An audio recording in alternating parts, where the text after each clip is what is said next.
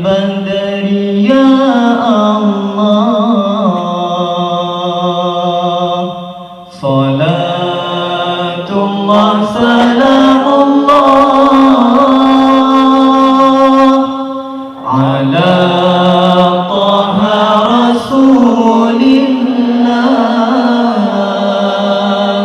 صلاة الله سلام الله على ياسين حبيب الله صلاة الله سلام الله على ياسين حبيب الله.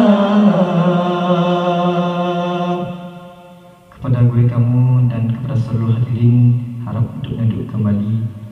Assalamualaikum warahmatullahi wabarakatuh.